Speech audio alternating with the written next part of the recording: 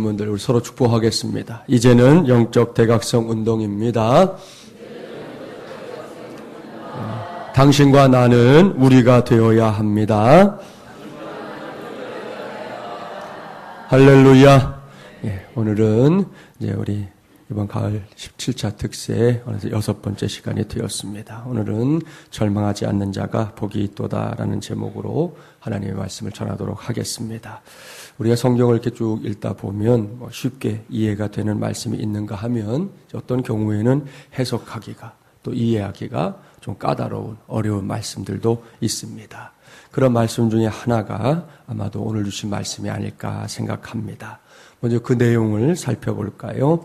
오늘 주신 말씀에는 대부분의 사람들이 좋아하는 이 과일 가운데 하나인 포도가 등장합니다. 이렇게 송이 맺혀있는 그 탐스러운 포도말입니다.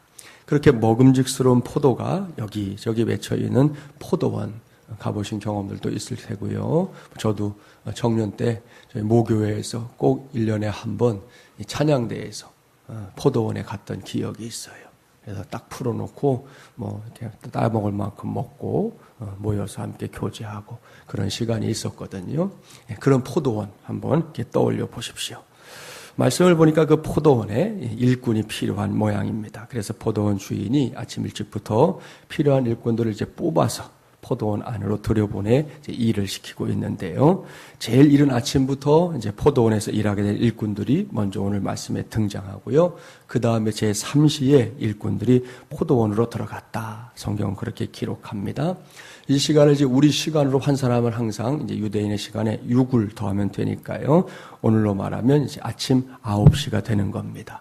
오늘 현대인들이 하루의 업무를 시작하는 시간이 9시 정도 되잖아요. 바로 그 시간입니다.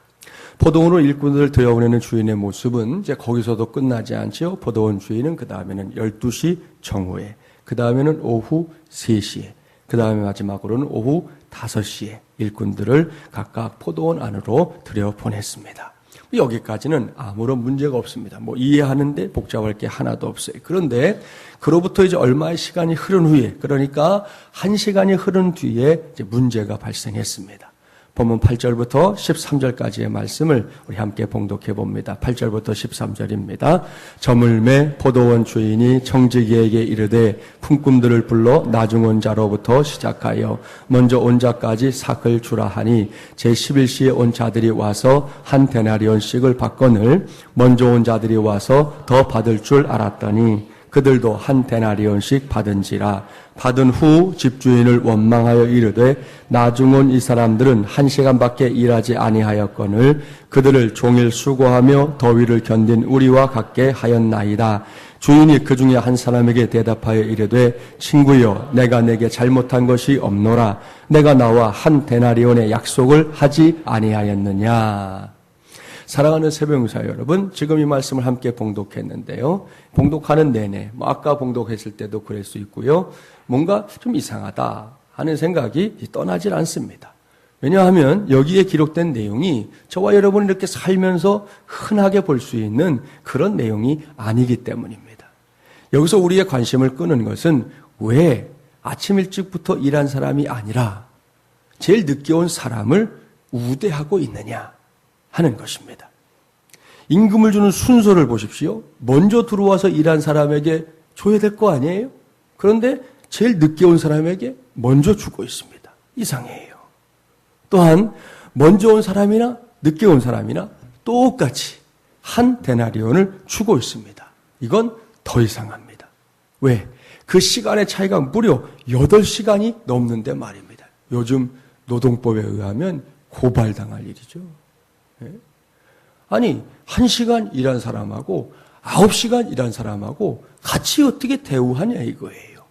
말도 안 되는 아주 이상한, 성경이 아니라면 이게 뭐야 라고 우리가 정말 되묻을 수밖에 없는 이상한 논리라는 것입니다. 그뿐이 아니에요. 또 늦게 온 사람에 대한 우호적인 평가는 마지막인 16절 말씀에도 있습니다. 이와 같이 나중된 자로서 먼저 되고 먼저 된 자로서 나중되리라. 사랑하는 여러분, 왜 포도원 주인은 늦게 온 사람에게 이렇게 우호적인 걸까요? 우리 같으면 분명히 다른 선택을 할 텐데 말입니다. 여기서 우리 모두가 깊이 생각해 봐야 할 핵심적인 이유가 있습니다. 그것은 주인이 제일 늦게 포도원에 들어온 그 사람들, 그들의 절망하지 않는 자세를 높이 평가했기 때문입니다. 이런 말씀이에요.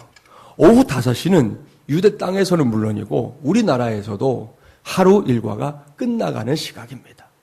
직장 다니는 분들 아시잖아요. 뭐 공무원들 같은 경우는 또 5시에 퇴근하는 경우도 있어요. 그러니까 이미 퇴근 시간이에요. 6시에 퇴근한다고 해도 우리나라에서도 그저 업무 시간이 1시간 정도밖에 남지 않은 겁니다. 자, 그때까지 일자리를 구하지 못한 대부분의 사람들이 어떻게 생각하겠어요? 오늘도 파리만 날렸구나. 오늘도 먼지만 날렸구나. 라고 생각하면서 오늘은 글렀어 하고 집으로 다 돌아갔습니다. 마음을 다 절망해서 돌아갔다는 거죠. 이런 사람들을 두고 그나마 현명한 사람들이라고 말하는 사람들도 분명히 있습니다. 이런 거죠. 어차피 되지도 않을 일에 목숨 걸 필요가 있겠느냐. 냉수 먹고 속 차리는 것이 더 낫지 않느냐. 이런 생각들을 가지고 그런 사람들의 결정을 오히려 칭찬해주는 사람들이 있다는 것입니다. 그러나 이 말씀 속에, 오늘 주신 말씀 속에는 그렇게 절망에 빠져 돌아간 사람들만 등장하는 것이 아닙니다. 오후 5시까지. 이제 곧 하루 일과가 끝날 것이고 그렇기 때문에 아무런 것도 기대할 수 없는 그 상황에서마저도 희망을 버리지 않고 끝까지 기다린 사람들이 있었다는 것입니다. 바로 그 사람들이 포도원 주인의 눈에 쑥 들어온 것이죠. 여기서 우리는 주인의 생각을, 주인의 속마음을 알 수 있습니다. 이렇게 오후 5시까지 기다린 사람은 진실한 사람, 이 사람들은 성실한 사람이라는 것입니다. 끝까지 자기의 자리를 지키며 최선을 다하는 사람이 그래서 오늘날에도 귀한 것이죠. 여기에 오늘 이 시간에 우리에게 들려주시는 우리 하나님의 메시지가 있습니다. 하나님은 끝까지 절망하지 않는 자에게, 그런 사람에게 복을 주신다. 할렐루야. 사랑하는 여러분, 사실 노동시간이 많다고 해서 항상 열매가 많은 것은 아니에요. 물론 많이 일하면 많은 열매가 있고 적게 일하면 적은 열매가 있다는 거 우리가 알고 있는 분명한 계산법이지만 이것은 지극히 또 인간적인 계산이기도 합니다. 평범한 상황에서 그것이 틀리지 않아요. 그렇지만 사실 1시간만 일해도 하나님께서 복 주시면, 이것이 전제입니다. 하나님께서 복 주시면 열매는 같을 수 있는 줄 믿습니다. 오해하지는 마십시오. 하나님의 복을 믿고 이제부터는 1시간만 일하고 살자. 그거 아니에요. 착각하시면 안 돼. 그런 오해를 하시면 안 돼요. 그런 허황된 생각을 말하는 게 아니에요. 자, 하나님의 사람 모세를 잠깐 보겠습니다. 모세는 120년 전부를 일한 것이 아니에요. 절망하지 않고 기다린 80년이 모세에게 있었습니다. 그런 다음에 단지 40년을 일했을 뿐인데도 여러분, 웬만한 사람이 120년 동안 해도 할 수 없는 일을 해낸 사람이 모세잖아요. 열매가 풍성한 삶을 살아냈다는 것이죠. 아니, 어마어마했습니다. 왜요? 주어진 사명에, 그게 주어진 시간에 최선을 다했기 때문입니다. 끝이 좋아야 모든 것이 좋은 것이다 라는 말이 있는 거 아시잖아요. 여러분, 우리나라에서 좋아하는 여러 가지 구기 종목 중에 야구는 우리 흔히 아는 대로 9회 말 투아웃부터다 하는 말이 있잖아요. 8회까지요, 한 점도 못 얻다가 9회에 가서 7점을 얻어가지고 7대6으로 역전할 수 있는 게 야구입니다. 이때 9회 말이라고 하는 그 시간은 야구 시간 전체로 보면 야구는 각 회마다 앞에 뒤에 2번 하잖아요. 1회 초, 1회 말 이렇게. 그래서 전체로 따져보면 사실은 10%도 안 되는 기회예요. 9회 말이라는 시간은. 그런데 그 10%도 안 되는 시간을 통해서 얼마든지 열매의 100%를 얻을 수 있다는 것입니다. 이게 참 놀라운 일이에요. 이번에 아시안게임, 인천 아시안게임 남자 축구 결승에서 똑같은 일이 일어났어요. 우리나라와 북한이 아주 팽팽한 접전을 보였습니다. 그런데 마지막, 그것도 일반 경기가 아니에요. 다 끝났어요. 연장전에 들어갔어요. 연장 전반도 아니에요. 연장 후반, 그것도 종료하기 직전에 터진 임창우 선수, 저는 축구 선수 이름도 잘 모르는데 이 친구가 누구지도 몰라요. 하여튼 임창우라는 선수가 그야말로 극적인 골로 1대0의 승리를 거뒀습니다. 아, 신났죠? 그래, 신난 거 한 번 더 보려고 그래요. 보여드릴게요. 한국 축구의 역사에 크게 또 기록된 장면입니다. 그렇습니다. 이렇게 대표팀이 좋은 경기를 해주면 국내 축구가 활성화되고 살아날 수 있습니다. 이 경기를 보고 자라나는 선수들에게 굉장한 활력소가 되고 힘이 될 수 있거든요. 네. 자, 지금의 장면은 아시안 게임 역사 그리고 한국 축구 역사의 길이 남을 명장면으로 기록이 되겠습니다.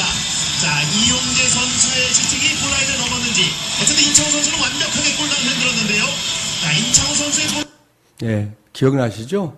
여러분 저 때 처음에 딱 차는 걸 골키퍼는 못 막았는데 북한 선수 수비가 막았어요. 차냈다고요.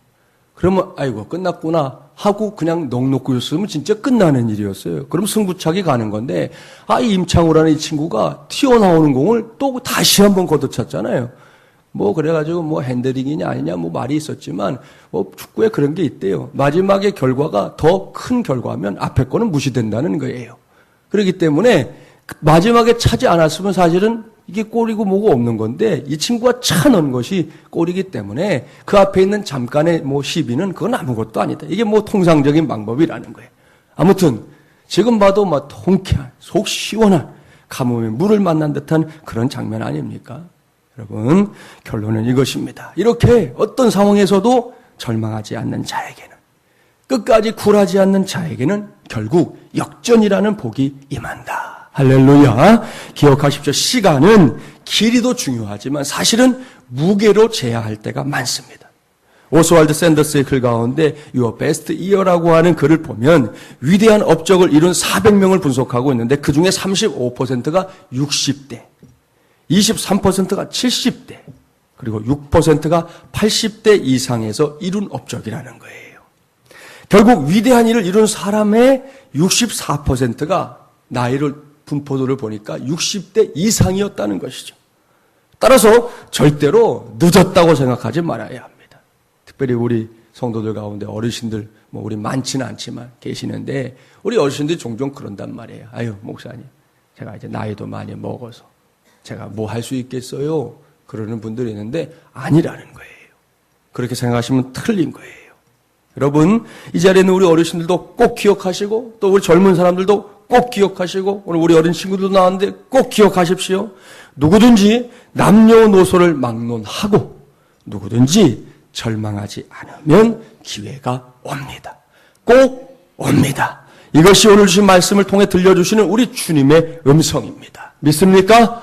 할렐루야. 여기서 말씀을 마무리하기 전에 한 가지만 더 전해드립니다. 저도 여러분도 절망하지 않으려면, 절망하지 않는 건 좋은데 절망하지 않으려면 꼭 해야 할 것이 있습니다. 그것은 비교의식과 원망을 버려야 한다는 거예요. 왜 비교의식과 원망이 나쁜지 아십니까? 비교하거나 원망하면 그것이 무엇이 되었든 간에 오래 못 가기 때문이에요. 또한 비교의식과 원망은 항상 사람을 절망으로 이끌기 때문입니다. 그렇습니다. 사람이 원망에 빠지면 그때부터 이 난관을 헤쳐나갈 에너지를 잃게 됩니다.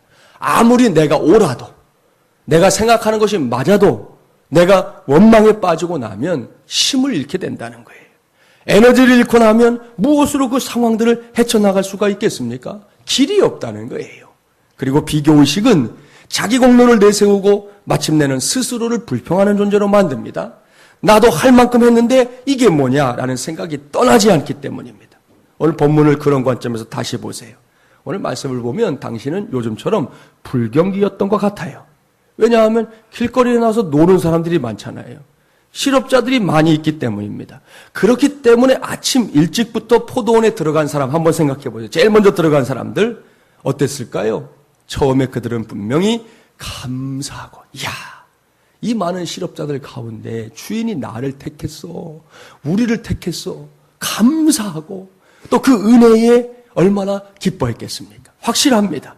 얼마나 신이 났겠습니까? 간만에 일이 주어졌으니까 신바람 나서 일을 했을 거예요. 하루 종일 일을 하면서도 몸이 힘들지 않았어요. 입가에 미소가 지어졌을 겁니다. 그런데 그 뒤에 사람들이 들어올 때마다 비교하기 시작합니다. 그리고는 결국 자기 공로를 내세우며 하게 된 게 뭐예요? 불평이에요. 감사했었는데, 주인의 그 은혜가 너무너무 감사했었는데 다른 사람하고 비교하기 시작하니까 저 사람은 1시간 일했네, 저 사람은 4시간 일했네, 다 나보다 못하네, 옳거니 나는 뭔가를 더 받겠거니, 이런 생각들이 계속해서 쌓이다 보니까 마침내는 주인을 앞에다 놓고 불평하는, 이른 아침에는 너무 고마운 사람이었는데 저녁 때에는 저 사람 뭐야, 이렇게 되어버리는 아주 이상한 상황들이 벌어지게 되었다는 것입니다. 내면에 있던 긍정적인 에너지가 다 소멸되어 버린 것입니다. 그러니 비교의식과 원망이 얼마나 우리의 삶을 소모시키는 것인지 알 수 있지 않습니까? 사랑하는 여러분, 우리 반드시 기억합시다. 매사에 절망하지 않으려면 비교의식과 원망은 반드시 버려야 합니다. 그거 붙잡고 절망하지 않을 사람이 없다는 것이에요. 지금 우리가 살고 있는 시대는 어려운 시대입니다. 이제 특세 한 주간을 마무리하면서 언제나 우리의 가슴에 새겨야 할 하나님의 말씀을 요약해 드립니다. 믿음 안에서 결코 절망하지 말라.